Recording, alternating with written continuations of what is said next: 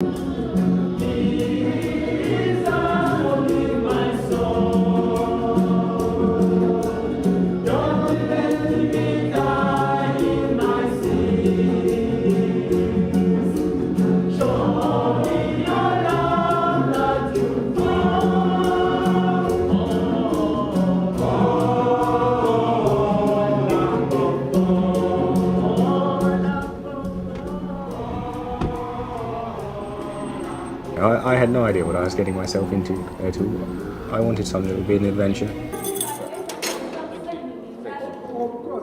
So I went to prison headquarters and asked for permission to go and visit. I don't think they had many British teenagers asking, so I had to keep going backwards and forwards with letters and references and all sorts. Eventually I was allowed to go to the maximum security prison. I went in and I was given a tour on the cells and the kitchen and the schools, and I went to death row. I found 16 and 17-year-olds sentenced to death for treason and mutiny and cowardice and armed robbery. These are farcical crimes.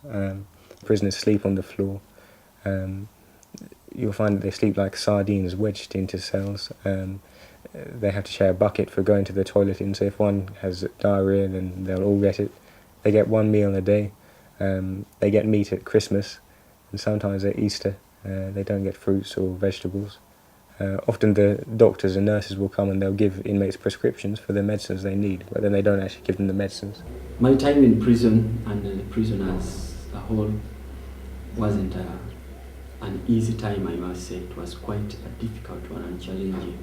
First of all, you have to keep the hope moving, because if you lose the hope, then you'll never make it to the end of your sentence.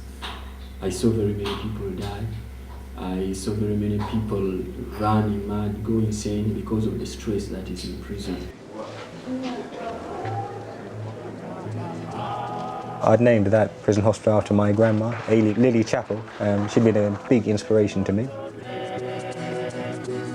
We had an opening ceremony. The condemned choir performed. These guys on death row wearing white uniforms.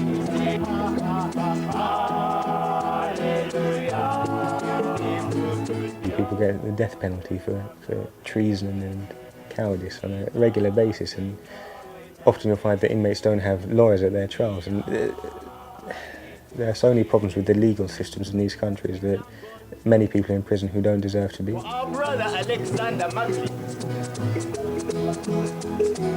who has responded for our needs. We who had lost hope.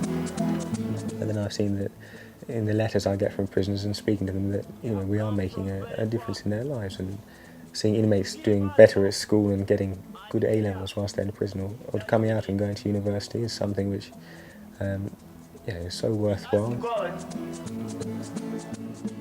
to bless you. Amen.